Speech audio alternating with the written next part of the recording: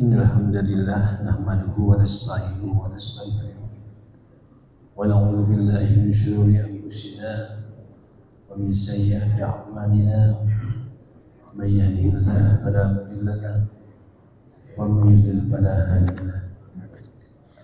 Asyhadu an la ilaha illallah wahdahu la syarika lahu wa asyhadu anna Muhammadan abduhu wa rasuluhu la nabiyya ba'dahu. Allahumma shalli ala sayyidina Muhammad wa ala sayyidina Bapak-bapak, ibu-ibu, jemaah sesungguhnya dengan Allah Subhanahu wa taala. Pertama-tama mari sama-sama kita panjatkan puji serta syukur kita kepada Allah Subhanahu wa taala atas limpahan rahmat-Nya, karunia-Nya, dan juga nikmat yang terhingga kepada kita semua, terutama nikmat iman serta Islam.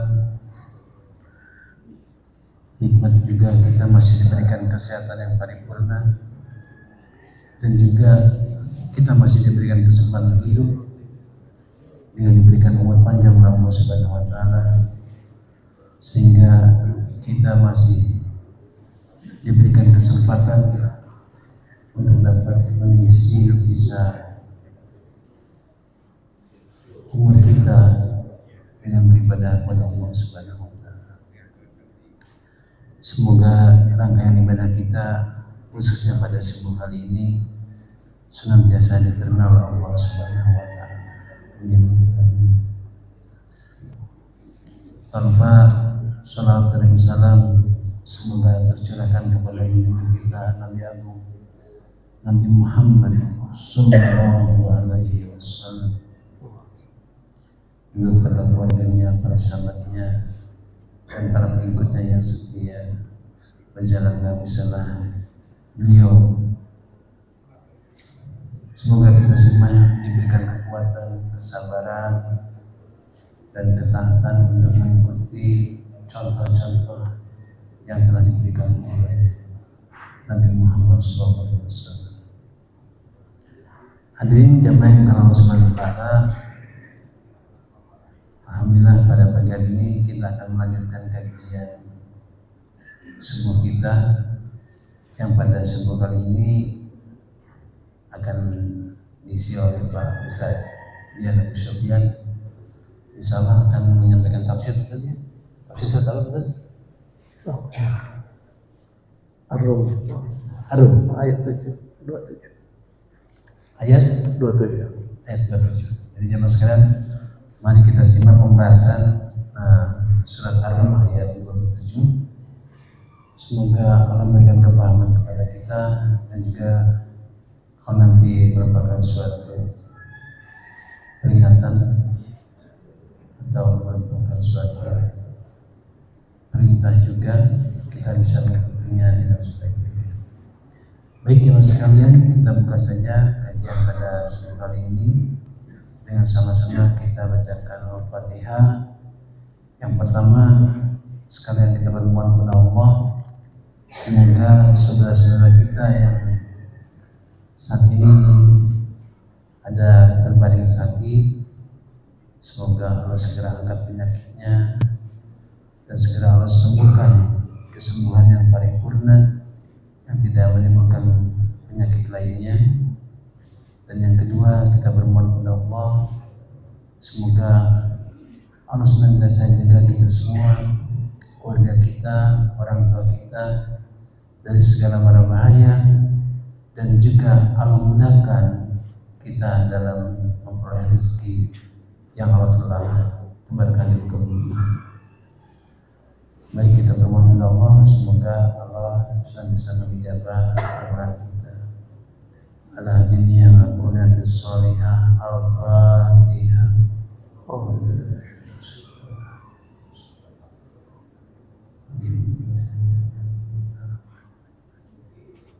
Ya.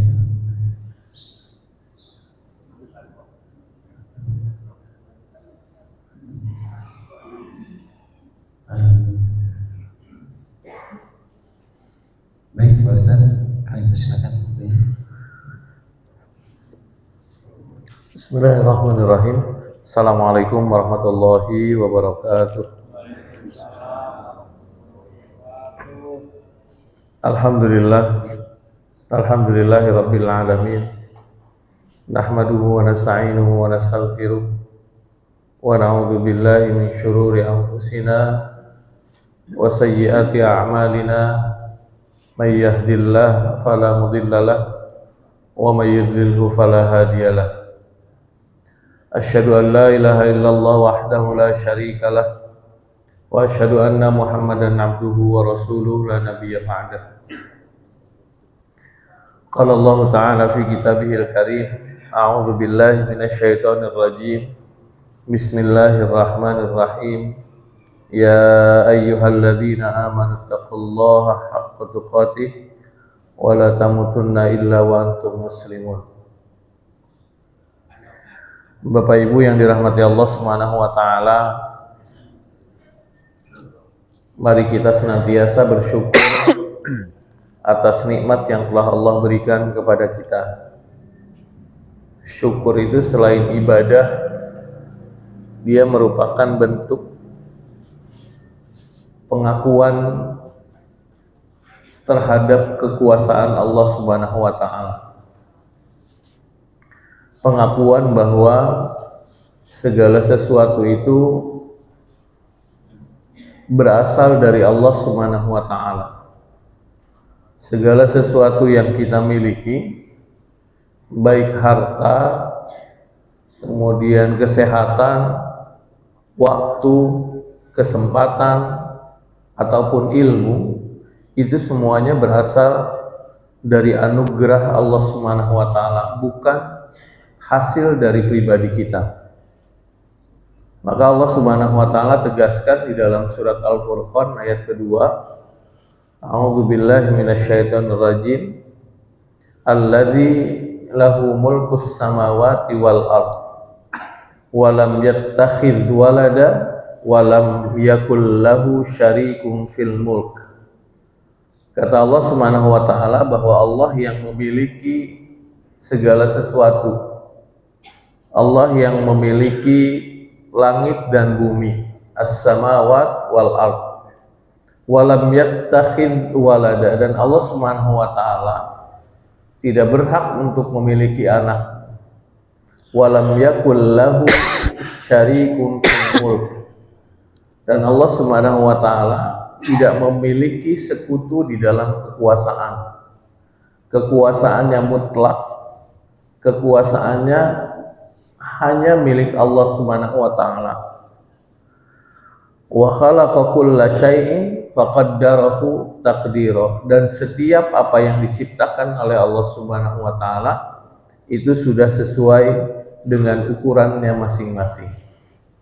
Jadi setiap nikmat yang telah Allah berikan kepada kita ini adalah mutlak dari Allah Subhanahu wa taala, sesuai dengan kekuasaannya dan sudah sesuai dengan ukurannya masing-masing. Berapapun jumlah nikmat yang kita dapatkan dari Allah Subhanahu wa taala, itu adalah mutlak dari Allah dan sudah sesuai takarannya masing-masing. Tidak ada yang lebih dan tidak ada yang kurang. Maka terhadap nikmat Allah yang sudah sesuai dengan takarannya, wajib bagi kita untuk bersyukur atas nikmat Allah tersebut. Hadirin yang dimuliakan oleh Allah Subhanahu wa taala, sebagai orang yang beriman, tentu bagi kita kewajiban kita adalah mengimani segala sesuatu yang datangnya dari Allah Subhanahu wa taala. Apapun itu. Termasuk salah satunya adalah kehidupan yang Allah berikan setelah kematian. Artinya bahwa ketika Allah Subhanahu wa taala menciptakan kehidupan untuk kita setelah kematian, itu adalah bagian dari rangkaian yang harus kita imani. Harus kita percaya dan yakin bahwa Allah Subhanahu wa taala akan menghidupkan kembali kita setelah Allah Subhanahu wa taala mematikan, mewafatkan. Dan itu disampaikan oleh Allah Subhanahu wa taala sebagai bukti bahwa Allah mampu melakukan ini disampaikan oleh Allah Subhanahu wa taala di dalam surat Ar-Rum ayat 27. A'udzubillahi minasyaitonirrajim. Bismillahirrahmanirrahim. Wa huwallazi yabda'ul khalqa tsumma yu'iduh. Kata Allah Subhanahu wa taala, dan dialah Allah Subhanahu wa taala yang memulai menciptakan awal penciptaan al-khalqa, makhluk. Jadi setiap makhluk yang ada di bumi ini itu semuanya dimulai penciptaannya oleh Allah Subhanahu wa taala. Walaupun mungkin kita berpikir bahwa proses kelahiran itu kan dari manusia. Ada ibu yang mengandung, kemudian setelah itu melahirkan. Tetapi proses penciptaan itu dilakukan seluruhnya oleh Allah Subhanahu wa taala. Yabda'ul khalqa, yang memulai penciptaan itu sesungguhnya Allah Subhanahu wa taala, karena tanpa campur tangan Allah tidak mungkin akan terjadinya penciptaan semua makhluk, seluruh makhluk di dunia ini. Baik kita sebagai manusia maupun makhluk hidup yang lain, hewan, tumbuhan, dan lain-lain, mereka dimulai diciptakannya itu oleh Allah Subhanahu wa taala, bukan oleh yang lain. Walaupun mungkin ada misalnya proses di sana, proses ketika ada tumbuhan, bunga, dia bisa tumbuh. Kenapa? Karena diberikan pupuk, ataupun misalnya ada bunga karena ada serbuk sari. Tetapi proses penciptaan awalnya sesungguhnya itu yang dilakukan, yang melakukannya adalah Allah Subhanahu wa taala. Itu harus kita yakini. Termasuk diri kita, ketika kemudian kita dilahirkan, dimasukkan, sebelum kita dilahirkan, kita dimasukkan ke dalam rahim dari ibu-ibu kita. Nah, sesungguhnya proses itu dilakukan oleh Allah Subhanahu wa taala. Karena tanpa campur tangan Allah tidak mungkin proses itu akan terjadi. Makanya itu dimulai yabda'ul khalqa, Allah yang memulai penciptaan. Kemudian tsumma yu'idu, dan Allah Subhanahu wa taala akan mengulanginya kembali. Proses penciptaan Allah Subhanahu wa taala memulainya dilakukan oleh Allah Subhanahu wa taala. Tapi kemudian bahasa di dalam Al-Quran disebutkan Allah akan mengulangi kembali proses itu. Kalau kita lihat penafsiran para mufassir di dalam kitabnya, tsumma yu'idu, proses mengulangi kembali itu adalah proses tentang menghidupkan kembali manusia setelah kematian. Bukan kemudian proses penciptaan kembali, tetapi proses menghidupkan kembali manusia setelah kematian. Jadi sesungguhnya hidupnya manusia itu dilahirkan, kemudian hidup di dunia, setelah itu kemudian ada proses kematian. Setelah proses kematian dibangkitkan oleh Allah Subhanahu wa taala kembali untuk memulai hidup yang baru.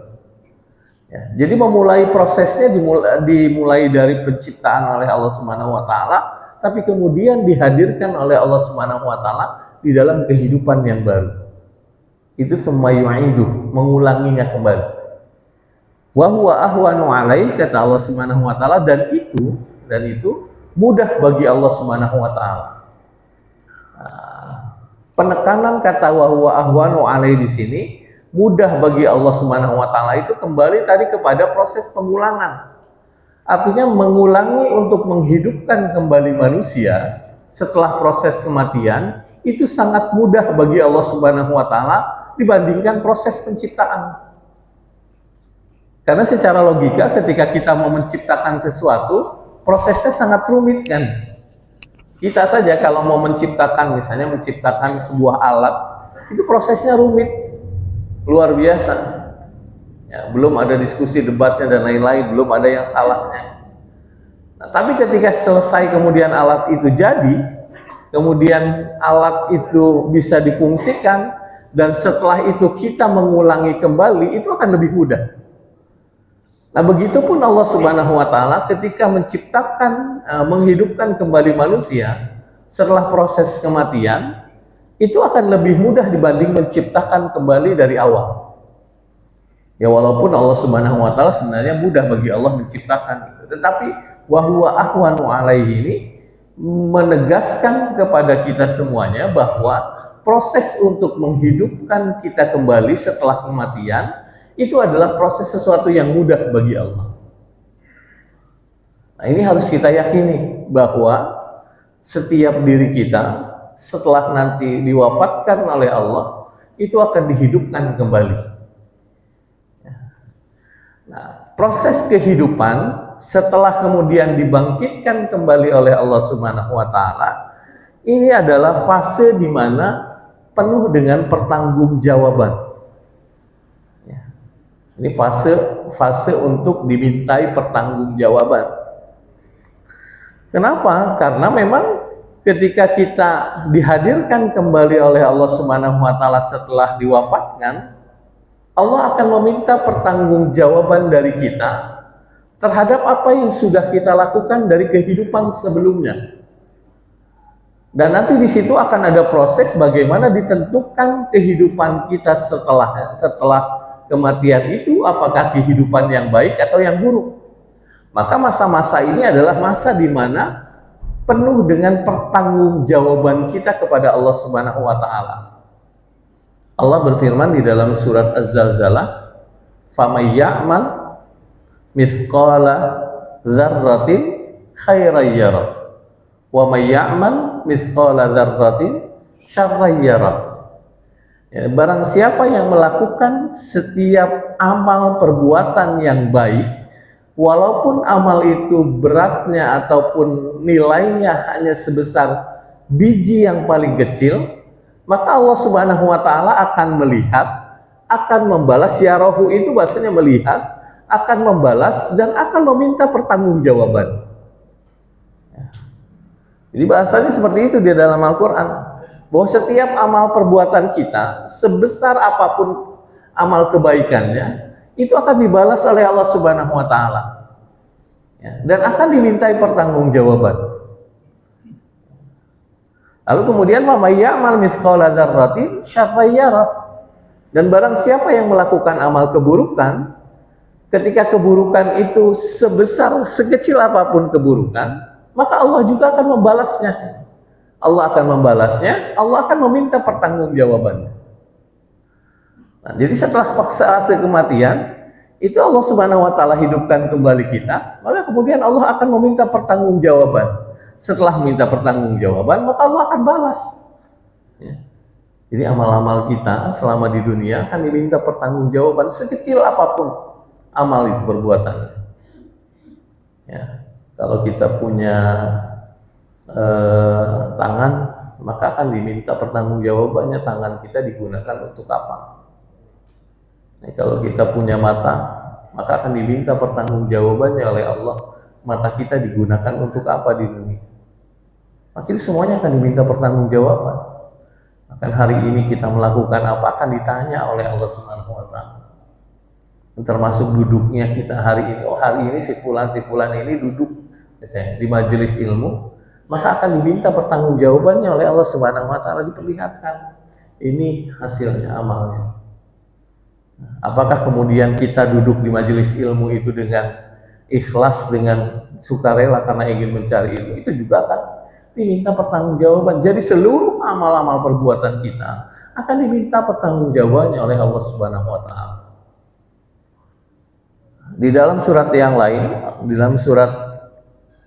dalam Al-Quran, Allah Subhanahu wa taala menyampaikan, wa in kana mithqala habbatin min khardalin ataina biha wa kafa bina hasibin. Kata Allah Subhanahu wa taala bahwa nanti setelah dibangkitkan kembali manusia, setelah diwafatkan oleh Allah Subhanahu wa taala, akan kami letakkan timbangan yang adil, sehingga tidak ada yang dirugikan sedikit pun, meskipun hanya sebesar biji zarrah. atau biji apa ya yang paling kecil itu, labu ya. Labu itu kan kecil, ada lagi yang lebih kecil, biji tumbuhan yang paling kecil. Jadi walaupun kata Allah Subhanahu wa taala, Allah akan meletakkan timbangan yang adil nanti di hari dibangkitkan semua manusia. Allah akan sediakan timbangan yang adil, dan itu tidak ada merugikan manusia sedikit pun. Tidak akan dirugikan seluruh manusia dengan timbangan ini. Bahkan amal-amal yang paling kecil pun Allah akan timbang dengan adil. Beda dengan di dunia. Timbangannya kita untuk mencari keadilan itu susah. Ya, kenapa? Karena prosesnya luar biasa mencari keadilan di dunia.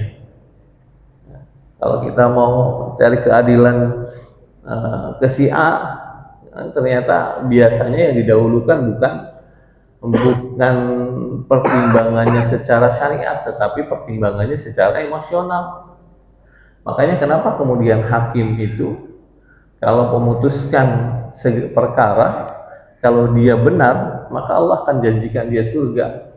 Tapi perkara itu kalau diputuskan yang berdasarkan emosi atau berdasarkan pertimbangan hanya sebagai pertimbangan dia, maka bersiap-siaplah untuk masuk neraka. Makanya banyak hakim masuk neraka karena keputusan-keputusannya tidak banyak yang adil. Tetapi Allah Subhanahu wa taala ketika nanti di hari kebangkitan, Allah Subhanahu wa taala akan menetapkannya dengan seadil-adilnya. Timbangan yang ada pun adalah timbangan yang seadil-adilnya, tidak merugikan sedikit pun. Ya. Tidak merugikan sedikit pun, bahkan ketika amalan itu pun yang paling kecil akan ditimbang oleh Allah Subhanahu wa taala dengan seadil-adilnya. Nah, artinya ini menjelaskan bahwa setiap amal perbuatan kita akan dipertanggungjawabkan, walaupun sekecil apapun amalan atau perbuatan yang kita lakukan di dunia. Kemudian Allah juga Subhanahu wa taala berfirman di dalam surat An-Najm ayat 30 ya. Wa laisa lil insani illa ma sa'a wa anna sa'yahu saufa yura. Kata Allah Subhanahu wa taala bahwa setiap manusia itu akan dilihat, akan diberikan balasan sesuai dengan apa yang dia usahakan. Wa anna sa'yahu saufa yura, dan setiap apa yang dilakukan oleh manusia itu pasti akan dibalas oleh Allah Subhanahu wa taala. Ini dalil amal perbuatan kita itu akan dipertanggungjawabkan dan akan dibalas oleh Allah Subhanahu wa taala. Lalu bagaimana dengan hadis Rasulullah sallallahu alaihi wasallam? Apakah kemudian di hadis Rasulullah juga ada terkait dengan bahwa nanti setelah kehidupan, setelah kematian akan diminta pertanggungjawaban? Rasulullah sallallahu alaihi wasallam bersabda di dalam hadisnya, la tazula qadama 'abdin yaumal qiyamah hatta yus'alu an arba', bahwa seseorang tidak akan meninggal pada hari kiamat, seseorang tidak akan beranjak dari tempatnya. Jadi ketika dibangkitkan seluruh manusia, semuanya berkumpul, mereka tidak akan beranjak dari tempatnya kecuali nanti akan setelah ditanya oleh Allah Subhanahu wa taala tentang 4 perkara. Jadi ketika dikumpulkan oleh Allah Subhanahu wa taala di padang mahsyar, dibangkitkan yaumul ba'tsi, pada hari dibangkitkannya semua manusia, semua berdiri di tempatnya masing-masing. Nah, ketika kemudian berdiri di tempat masing-masing, kemudian mereka tidak akan beranjak dari tempatnya sebelum ditanya oleh Allah Subhanahu wa taala an arba, 4 perkara. Apa 4 perkara itu? Pertama, an umrihi fima afnah, tentang umurnya yang dia gunakan untuk apa. Ya, jadi umur kita itu, usia kita itu akan ditanya tentang usia kita selama kita rentang usia kita misalnya 60 tahun, 70 tahun, selama usia 70 tahun itu kita gunakan untuk apa? Itu ditanya. Ditanyakan oleh Allah Subhanahu wa taala. Kalau usia kita selama 60 tahun, 70 tahun kemudian dihabiskan oleh perbuatan yang sia-sia, ya nanti kita akan, apa yang akan kita pertanggungjawabkan kepada Allah Subhanahu wa taala di usia kita yang sudah 60 70 tahun tapi perbuatan kita sia-sia semuanya.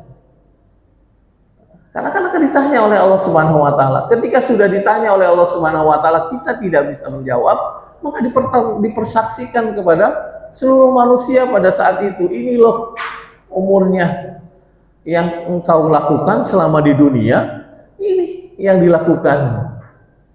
Bayang itu ditampilkan ke seluruh manusia yang ada pada saat itu di Yaumil Ba'ts. Ada kesalahan-kesalahan yang kita lakukan selama hidup di dunia, itu diperlihatkan. Kita kalau di sini aib kita saja dibuka, satu saja aib kita dibuka, malunya bukan main ya. Ini aibnya dibuka di seluruh, di padang mahsyar, di seluruh manusia gitu, jutaan manusia. Itu diperlihatkan aib-aib kita selama hidup kita, selama umur kita. Makanya proses perjalanan hari kebangkitan itu luar biasa lama bagi kita yang menghabiskan umurnya kita itu dengan sia-sia, dengan perbuatan-perbuatan buruk, dengan perbuatan-perbuatan maksiat. Itu pasti akan proses yang lama di Yaumul Ba'ts itu, di hari kebangkitan. Tetapi bagi mereka yang kemudian melakukan perbuatan baik selama hidupnya, itu akan melakukan di Yaumul Ba'ts itu prosesnya akan lebih mudah dan akan lebih cepat. Itu an umrihi. Kemudian perkara kedua yang ditanyakan oleh Allah Subhanahu wa taala ketika di Yaumul Ba'ts adalah an jasadihi fima abla. Tentang anggota tubuhnya itu digunakannya untuk apa? Jadi anggota tubuh kita akan ditanya, ya, akan ditanya oleh Allah Subhanahu wa taala. Kamu gunakan, saya berikan kamu tangan, digunakan buat apa tangannya? Saya berikan mata untukmu sebagai nikmat, apa yang kamu lakukan dengan matamu? Ya. Saya berikan kaki kepadamu sebagai nikmat dariku, apa yang kau lakukan dengan kakimu selama hidupmu di dunia? Itu akan ditanya oleh Allah Subhanahu wa taala. Kalau kita tidak mampu menjawabnya, ya kan kita tidak mampu berbohong ya. Tidak ada kata-kata kebohongan yang bisa kita sampaikan kepada Allah Subhanahu wa taala. Karena kita tidak mampu berbohong, kita tidak bisa berkata-kata, maka saksikanlah bahwa mungkin anggota tubuh kita yang kemudian akan memberikan persaksian. Yauma tashhadu wujuhuhum wa arjuluhum. Jadi semuanya yang akan memberi persaksian adalah wajah kita, kaki kita, wa arjuluhum. Jadi mereka yang akan memberikan persaksian terhadap apa yang kita lakukan selama kehidupan. Lalu kemudian perkara yang ketiga yang akan ditanyakan oleh Allah Subhanahu wa taala an ilmihi madza amila fi. Tentang ilmunya. Allah sudah memberikan nikmat keilmuan kepada kita, itu akan ditanya oleh Allah Subhanahu wa taala, ilmu yang diberikan oleh Allah Subhanahu wa taala digunakan untuk apa?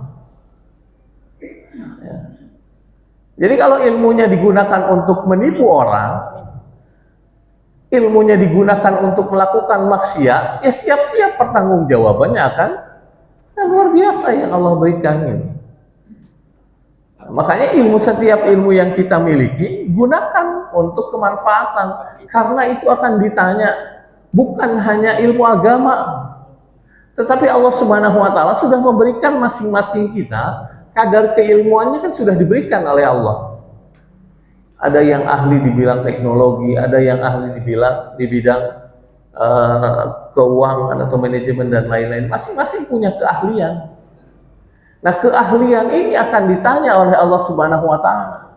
Kamu gunakan untuk apa keahlian ini? Ilmu yang diberikan oleh Allah Subhanahu wa taala untuk apa? Kalau kemudian keahlian ini digunakan untuk kemaksiatan, ya siap-siap ini akan dipertanggungjawabkan di hadapan Allah. Nah, ilmu yang kita miliki juga akan dipertanggungjawabkan. Lalu kemudian yang terakhir an malihi min aina iktasabahu wa fima anfaqahu. Perkara yang keempat yang akan ditanya oleh Allah Subhanahu wa taala adalah tentang harta kita. Min aina iktasabahu, dari mana kita dapatkan harta itu, wa bima anfaqah, dan untuk apa kemudian kita belanjakan harta itu. Jadi harta kita itu akan diminta pertanggungjawabannya seluruhnya. Ya, seluruhnya, tidak hanya sebagian, seluruhnya. Kalau kita punya harta di rumah, keseluruhan harta kita misalnya, kalau LHKPN, lembaga penghitungan harta ya, itu kan pejabat-pejabat itu melaporkan kekayaan, ada yang 15 miliar, 60 miliar, 100 miliar, ada yang sampai 2 triliun. Bayangkan itu akan diminta pertanggungjawabannya setiap harta. Maka buat yang paling banyak hartanya, itu akan paling lama untuk dimintai pertanggungjawaban. Kenapa? Karena akan ditanya satu-satu. Makanya itu ada sebuah kisahnya sebenarnya Israiliyat kan ya. Israiliyat itu kisah itu bisa jadi kisah sebagai penggugah saja. Jadi ada seseorang yang seorang yang miskin, ya, seorang tukang kayu yang miskin, dia berharap untuk mendapatkan kekayaan. Yang dia miliki hartanya di rumah itu hanya sebuah kapak. Kapak itu dia gunakan untuk memotong kayu, menebang pohon ya, ataupun menebang kayu lah.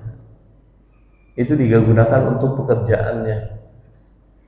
Suatu hari ada seorang kaya yang meninggal dunia. Dia buat sayembara ketika meninggal dunia. Buat sayembaranya adalah siapa yang mampu untuk menemani dia di alam kuburnya, maka akan diberikan sebagian harta kekayaannya. Artinya si orang kaya ini akan dibuatkan kuburan di sebuah lubang gitu yang luas. Di dalamnya ada dia menemani sampai menemani sampai ya ditentukan berapa waktunya. Nah, akhirnya si tukang kayu karena dia terobsesi untuk mendapatkan harta yang banyak, dia bersedia untuk menemani orang kaya yang wafat ini demi mendapatkan harta. Dikuburkanlah diteletakkan di sebuah ruangan, di kuburan seperti kuburan, tapi dibuat luar biasa, ruangan yang ada kamarnya, ada tempat tidurnya. Ya. Hari pertama ada malaikat yang datang. Malaikat yang kaget, ada malaikat yang datang, kemudian bertanya, siapa enggak? Ya, saya hanya menemani mayat ini. Jadi yang harus ditanya harusnya mayat ini, bukan saya. Jadi tapi malaikat malah bertanyanya kepada si penjaga mayatnya. Siapa? Aku adalah penjaga mayat. Sekarang mau tanya, apa yang kamu bawa hari ini? Saya bawa kampak hari ini. Ini sebagai senjata saya, sebagai alat untuk menghidupi kehidupan saya. Lalu ditanya oleh malaikat, dari mana kamu dapatkan kapak itu? Oh, saya dapatnya dari sini. Dapatnya. Pertanyaannya hari itu tentang kapak itu saja. Udah selesai. Saya pikir mungkin udah selesai hari itu pertanyaan dari malaikat. Besoknya datang lagi malaikat, masih membahas tentang kapak. Jadi 2 hari itu udah pembahasannya masih tentang kapak yang dibawa oleh si penjaga mayat ini. Besoknya lagi datang malaikat yang dibahas masih masalah kampak oleh malaikat. Kampak ini sampai kamu buat apa, hari itu dipakai buat apa, ini buat apa, masih dibahas tentang kampak. Sampai akhirnya dia nyerah, ya sudahlah kalau gitu saya keluar saja, nggak mau saya nemani mayat ini sampai selesai. Dia keluar, para orang yang di luar mungkin bertanya-tanya kenapa dia menyerah gitu sebelum waktunya berakhir. Dia sampaikan kepada seluruh masyarakat pada saat itu, dia sampaikan bahwa saya ini orang miskin, harta saya ini cuma kampak, tapi saya punya harta 1 kampak saja ditanya oleh malaikatnya sampai 3 hari belum selesai. Nah, gimana kalau saya punya harta banyak? Berapa hari saya harus menjawab pertanyaan dari malaikat? Udah terserah, saya serahkan semuanya hartanya buat dia, biar dia nanti yang tanggung jawab. Nah, artinya begitu hadirin yang dimuliakan Allah Subhanahu wa taala. Bahwa setiap harta kita itu akan ditanya, sekecil apapun hartanya. Jadi kalau kita punya tumbler yang kecil, ya, tumbler yang kecil, kemudian viral misalnya, ya, nah, itu akan ditanya dari mana dapatnya, dipakai buat apa. Itu hanya satu tumbler. Makanya buat yang koleksi tumbler di rumahnya, hibahkan saja, infakkan saja. Karena nanti akan ditanya, sepatu kita berapa banyak di rumah? Sepatunya sepatu saya nggak banyak, paling ada 50, ada 100 misalnya koleksi sepatu. Ditanya, dari mana sepatunya? Coba satu-satu ditanya. Artinya, hadirin yang dimuliakan oleh Allah Subhanahu wa taala, itu akan semuanya akan diminta pertanggungjawaban oleh Allah Subhanahu wa taala. Nah, karena itu akan diminta pertanggungjawaban, maka kita harus siap. Nah, kalaupun kita misalnya di rumah punya barang yang tidak dipakai oleh kita, mendingan kasihkan saja ke orang lain gitu, yang tidak dipakai jadi koleksi. Artinya barang itu kan kita butuh karena memang kita untuk pakai, disesuaikan, bukan untuk dikoleksi saja kan. Ada sepatu ditaruh saja di koleksi, dilihatin, oh ini sepatu kelihatannya bagus gitu. Ada tas ditaruh saja, diletakkan di rumah, dilihat, oh bagus, gak pernah dipakai. Padahal kalau tas itu dipakai untuk ke majelis taklim, dipakai untuk kita kegiatan-kegiatan sosial, itu kan kita akan pertanggungjawabannya, tas yang saya beli, itu saya pakai untuk kegiatan-kegiatan yang bermanfaat. Jadi luar biasa kalau kita punya harta yang banyak, tapi kemudian kita pakai untuk segala sesuatu yang bermanfaat, maka pertanggungjawabannya akan lebih mudah. Ya, tidak sebanyak apapun harta kita, kalau pertanggungjawabannya jelas, maka kemudian kita akan mudah untuk menyampaikannya kepada Allah Subhanahu wa taala. Nah, maka itu 4 perkara ini menjadi dalil bahwa seluruh perkara-perkara yang dilakukan kita di dunia itu akan dipertanggungjawabkan di sisi Allah Subhanahu wa taala. Jadi sekecil apapun perkara itu.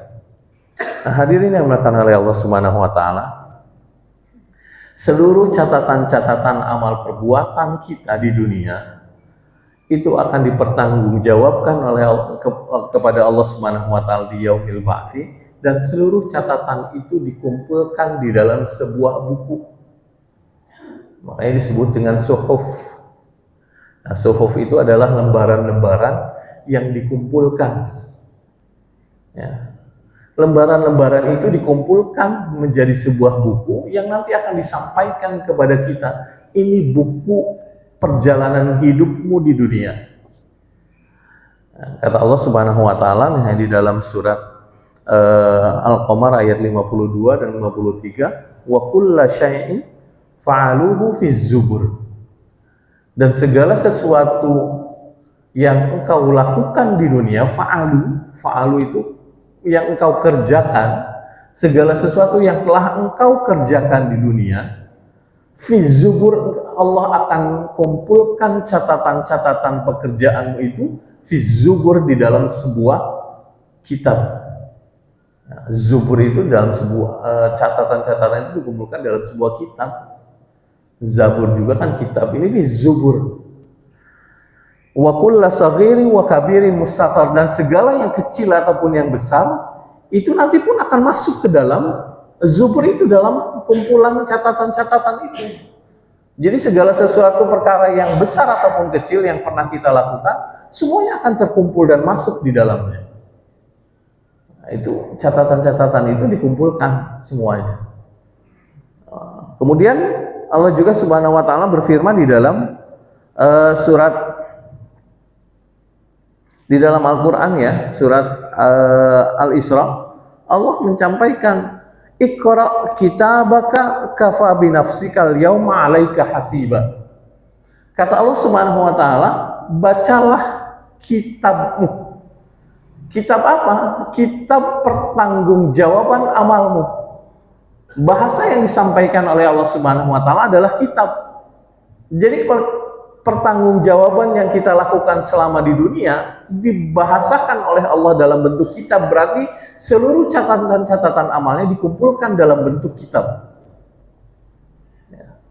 Kata Allah, "Iqra kitabaka," bacalah kitabmu. Kitab apa? Kitab kumpulan dari perjalanan hidupmu di dunia. Catatan-catatannya. Apa yang pernah kau lakukan, apa yang kemudian perbuatan baik apa, perbuatan buruk apa, itu dikumpulkan semuanya di dalam sebuah kitab. Nah, dikumpulkan di dalam sebuah kitab, nanti kemudian akan dipertanggungjawabkan kepada Allah Subhanahu wa taala di yaumul ba'si nanti. Dan semuanya itu terekam dalam kitab itu, tidak ada yang terlewat. Tidak ada yang terlewat. Semuanya dalam bentuk yang sempurna, di dalamnya seluruh catatan dari A sampai Z, tidak ada yang terlewat. Kalau kita mungkin masih ada yang masih ada yang typo bahasanya, masih ada yang salah ketik gitu. Tapi ini seluruh catatannya tidak ada yang terlewat sedikit pun. Kenapa tidak ada yang terlewat? Karena laporan yang diberikan oleh malaikat sebagai pencatat amal kebaikan dan keburukan itu dilakukan secara terus-menerus. Jadi ada periodisasi untuk laporan amal itu. Jadi amal perbuatan kita yang dicatat oleh malaikat yang ada di samping kanan kiri kita itu dilaporkan oleh Allah, dilaporkan kepada Allah Subhanahu wa taala, itu dilakukan secara terus-menerus. Kapan dilakukan laporan itu? Periodisasinya disampaikan di dalam hadis Rasulullah Shallallahu Alaihi Wasallam. Amalan-amalan itu dilaporkan kepada Allah Subhanahu Wa Taala. Jadi jelas amalan itu memang tidak pernah salah dicatatnya. Ya. Jadi waktu pelaporannya pun jelas oleh malaikat. Si A hari ini jam sekian dan sekian melakukan ini itu jelas ada catatannya. Dan dilaporkan oleh malaikat kepada Allah Subhanahu wa taala. Kapan waktu pelaporannya? Ada 3 waktu pelaporannya. Yang pertama, dilaporkan secara harian oleh malaikat kepada Allah Subhanahu wa taala. Ya, jadi ada yang dilaporkan secara harian. Kapan dilaporkan secara harian? Kita lihat hadis Rasulullah Shallallahu alaihi wasallam. Hadis Rasulullah Shallallahu Alaihi Wasallam, hadis Muslim dari Abu Musa al-Asy'ari radhiyallahu anhu, Innallaha azza wa jalla la yanamu wa la yanbaghi lahu ay yanam. Bahwa Allah Subhanahu wa taala itu tidak akan tidur dan tidak berhak bagi Allah untuk memiliki sifat tidur. Ya, Allah Subhanahu wa taala itu selalu bangun. Kemudian dilanjutkan di dalam hadisnya, yahfazul qista wa yarfa'u. Allah merendahkan timbangannya, kemudian juga mengangkatnya. Kapan yarfa'u mengangkatnya atau memberikan laporannya? Yarfa'u ilaihi amalul lail qabla amalin nahar. Kemudian wa amal nahar qabla amalul lail. Jadi diangkatnya amalan-amalan kita. Itu diangkatnya kalau amalan pagi dan siang akan diangkat sebelum waktu malam. Dan amalan malam akan diangkat, dilaporkan kepada Allah Subhanahu wa taala sebelum datangnya waktu siang. Di penghujung malam. Jadi artinya setiap hari catatan amalan kita itu dilaporkan kepada Allah Subhanahu wa taala 2 kali, di penghujung siang dan di penghujung malam. Jadi malaikat itu ada 2 shift. Ada malaikat yang mencatat amal-amal di siang hari, ada yang mencatat amal-amal yang mencatat di malam hari. Maka mereka akan bertukar. Ya, mereka akan bertukar malaikat ini. Malaikat yang bertugas di siang hari dia akan menyelesaikan tugasnya di penghujung siang. Kapan penghujung siang itu? Ba'da sholat asar sampai menjelang maghrib. Itu di penghujung siang. Nah, maka ba'da asar salat maghrib ini malaikat yang bertugas dari pagi sampai sore, dia akan datang kepada Allah Subhanahu wa taala, digantikan tugasnya oleh malaikat malam. Dia malaikat yang siang melaporkan catatan-catatan amal hamba kepada Allah Subhanahu wa taala. Ini periodisasi harian. Jadi amal kita dilaporkan, makanya itu amalnya itu lengkap oleh Allah Subhanahu wa taala, jelas, tidak akan pernah tertukar amalnya. Kenapa? Karena setiap hari saja dilaporkan. Dan malaikat malam dia akan turun, dia akan naik melaporkan amalan-amalan kita di penghujung malam. Kapan di penghujung malam? Di waktu subuh, menjelang subuh. Jadi menjelang subuh dan waktu subuh, malaikat malam itu akan naik. Dia akan melaporkan amalan-amalan hamba, setiap hamba di dunia dilaporkan kepada Allah Subhanahu wa taala, diganti oleh malaikat siang. Jadi setiap hari amalan kita dilaporkan kepada Allah Subhanahu wa taala. Makanya tidak akan terlewat. Tidak akan salah laporannya kepada Allah Subhanahu wa taala. Setiap hari dilaporkan. Itu periodisasi yang harian. Nah, tapi juga ada periodisasi yang pekanan. Ya. Laporan-laporan yang catatan amalan perbuatan kita juga disampaikan oleh Allah, disampaikan oleh malaikat kepada Allah, ada pekanan. Kapan disampaikannya? Di dalam hadis Rasulullah SAW disampaikan dalam satu pekan 2 kali, yaitu di hari Yaumul Isnain wa Yaumul Khamis, di hari Senin dan hari Kamis. Kata Rasulullah sallallahu alaihi wasallam, tu'radu a'malun nas fi kulli jum'atin marratain. Kata Rasulullah sallallahu alaihi wasallam bahwa diangkatnya, dilaporkannya setiap amal-amal manusia, perbuatan-perbuatan manusia dalam satu pekan itu 2 kali. Yaumal Isnin wa Yaumul Khamis, di hari Senin dan hari Kamis. Fayughfaru likulli 'abdin mu'min, maka mohonlah di hari Senin dan Kamis itu, memohonlah ampunan kepada Allah Subhanahu wa taala. Perbanyak meminta ampun kepada Allah Subhanahu wa taala. Jadi hadirin yang dimuliakan oleh Allah Subhanahu wa taala, di hari Senin dan Kamis, kenapa Rasulullah sallallahu alaihi wasallam juga berpuasa? Karena itu adalah sesi di mana laporan seluruh amalan manusia diangkat oleh malaikat, dilaporkan kepada Allah Subhanahu wa taala. Maka ketika dilaporkan kepada Allah Subhanahu wa taala, Rasulullah sallallahu alaihi wasallam menginginkan pada hari di mana dilaporkan amalan, beliau sedang berpuasa. Jadi bukan hanya sekedar karena faktor hari Senin itu sebagai hari kelahiran saja, tetapi itu adalah di mana waktu dilaporkannya seluruh amal kita kepada Allah Subhanahu wa taala. Di hari Senin Yaumul Isnin wa Yaumul Khamis. Nah, itu hari Senin dan Kamis. Kata kana Nabi sallallahu alaihi wasallam yataharra saumal Isnin wal Khamis. Kata Aisyah radhiyallahu anha bahwa Rasulullah sallallahu alaihi wasallam itu sangat bersemangat sekali untuk melaksanakan puasa di hari Senin dan hari Kamis. Ya.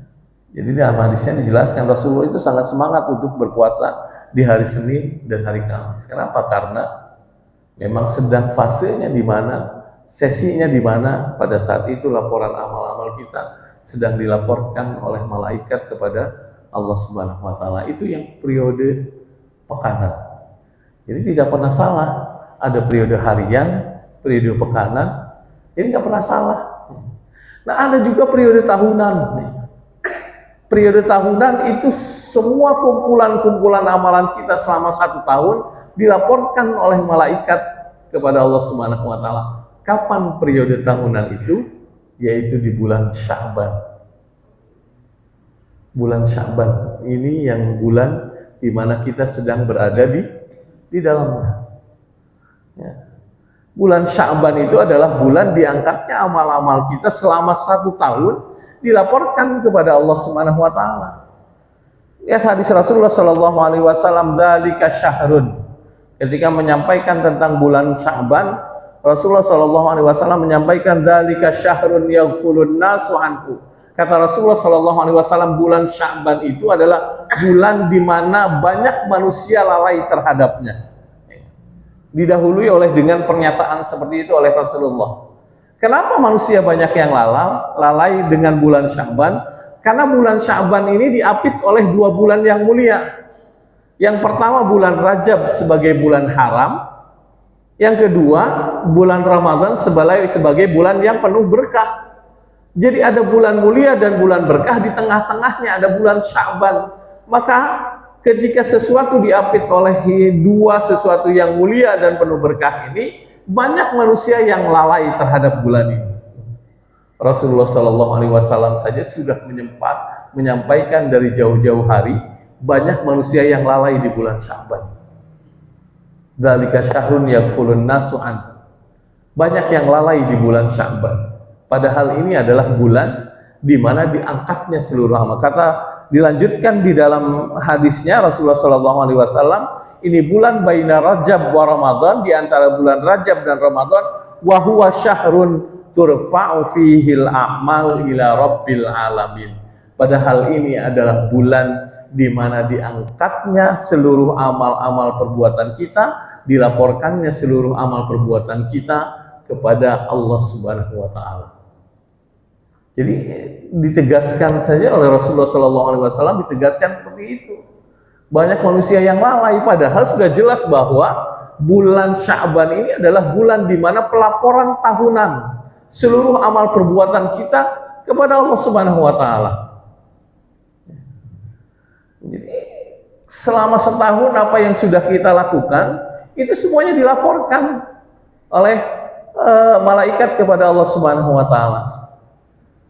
Karena sedang dilaporkan semuanya dan kita tidak tahu kapan dilaporkannya oleh malaikat. Bisa jadi hari ini kita sedang dilaporkan oleh malaikat kepada Allah. Bisa jadi besok, bisa jadi mungkin di tanggal 15 Sya'ban, mungkin di tanggal 16, mungkin bisa jadi di tanggal 20 Sya'ban. Laporan itu disampaikan, kita tidak tahu, tetapi secara hadis ini disampaikan bahwa bulan Sya'ban itu adalah bulan di mana amal-amal perbuatan kita diangkat dan dilaporkan kepada Allah Subhanahu wa taala. Tetapi waktu tidak dijelaskan di dalam hadis ini. Maka karena tidak jelasnya waktu, Rasulullah Shallallahu Alaihi Wasallam akhirnya mewanti-wanti kita. Rasulullah Shallallahu Alaihi Wasallam mengajarkan sebuah amalan kepada kita agar ketika laporan itu disampaikan kita sedang berbuat baik, maka apa amalan yang dilakukan oleh Rasulullah Shallallahu Alaihi Wasallam? Yaitu berpuasa. Berpuasa itu amalan yang dilakukan oleh Rasulullah Shallallahu Alaihi Wasallam di bulan Sya'ban. Maka kata Rasulullah Shallallahu Alaihi Wasallam di dalam hadisnya yang diriwayatkan oleh Aisyah radhiyallahu an, ya, jadi disampaikan oleh hadis ini disampaikan oleh Aisyah, "Fama ra'aitu Rasulullah Shallallahu Alaihi Wasallam istakmala syahran illa Ramadan." Saya tidak pernah melihat Rasulullah Shallallahu Alaihi Wasallam menyempurnakan puasa selama sebulan penuh kecuali bulan Ramadan. Jadi Rasulullah berpuasa sebulan penuh itu dengan sempurna itu hanya di bulan Ramadan. Tetapi kata Aisyah, wa ma ra'aituhu aktsara siyaman minhu illa fi Sya'ban. Tapi saya juga tidak pernah melihat Rasulullah Shallallahu Alaihi Wasallam yang banyak berpuasa. Bahasanya banyak berpuasa kecuali di bulan Sya'ban. Artinya Rasulullah Shallallahu Alaihi Wasallam dengan bahasa yang disampaikan oleh Aisyah dengan banyak, berarti Rasulullah Shallallahu Alaihi Wasallam mengisi bulan Sya'ban ini dengan satu amalan yang luar biasa, yaitu berbanyak berpuasa. Jadi tidak lagi terhenti dengan Senin dan Kamis. Rasulullah bisa berpuasa, bahkan dalam sebuah riwayat disebutkan kana yasumu Sya'bana kullah, bahwa Rasulullah Shallallahu Alaihi Wasallam berpuasa di bulan Sya'ban itu bisa seluruhnya atau sebagian. Itu amalan yang dilakukan oleh Rasulullah SAW di bulan Sya'ban. Kenapa Rasulullah berpuasa? Karena kata Rasulullah sallallahu alaihi wasallam, wa habbu ayyurfa'a amali wa ana sha'im. Saya senang ketika amal-amalan saya dilaporkan kepada Allah Subhanahu wa taala saya sedang berpuasa. Kan kita tidak tahu periodenya kapan kita dilaporkan amal kita selama 1 tahun kepada Allah. Maka perbanyak puasa di bulan Sya'ban. Bisa jadi hari ini amal kita sedang dilaporkan. Bisa jadi besok, bisa jadi hari Selasa. Maka perbanyaklah puasa di bulan Sya'ban. Itu amalan yang dilakukan oleh Rasulullah sallallahu alaihi wasallam. Maka hadirin yang dimuliakan oleh Allah Subhanahu wa taala, seluruh amalan-amalan kita akan dipertanggungjawabkan di hadapan Allah dan seluruh amalan-amalan kita, catatan-catatannya itu akan dilaporkan kepada Allah Subhanahu wa taala. Tugas kita adalah bagaimana mempersiapkan agar seluruh catatan-catatan amal perbuatan kita itu nanti bisa dipertanggungjawabkan dengan baik di hadapan Allah Subhanahu wa taala. Ya, dan mudah-mudahan ini di bulan Sya'ban momennya di mana amal-amal kita sedang diangkat, dilaporkan kepada Allah Subhanahu wa taala. Mudah-mudahan kita termasuk hamba-hamba Allah yang sedang dalam kondisi berbuat baik ketika amalan itu dilaporkan. Jangan sampai ketika amal itu dilaporkan justru kita sedang berbuat maksiat kepada Allah Subhanahu wa taala. Wallahul muwaffiq ila aqwamit thoriq. Mudah-mudahan ini bermanfaat untuk saya pribadi dan untuk semuanya. Wassalamualaikum warahmatullahi wabarakatuh. Terima kasih Ustaz atas penyampaian materinya pada pagi hari ini yang berupa banyak sekali peringatan-peringatan buat kita dan juga salah satunya dari anjuran-anjuran yang dicantumkan Rasulullah dalam kita mempersiapkan diri untuk mengisi laporan kita. Semoga saja kita diberikan kemudahan, kemampuan untuk mengisi amal ibadah kita, laporan kita dan amal ibadah yang lain. Dimasukkan karena tidak ada, karena sudah amal tersebut, jadi tidak ada pertanyaan-pertanyaan. Kita tutup saja yang pada hari ini dengan sama-sama kita bacakan. Alhamdulillah dan banyak Alhamdulillahirrahmanirrahim. Subhanallah wa bihamdika asyhadu an la ilaha illa anta astaghfiruka wa atubu ilaik. Assalamualaikum warahmatullahi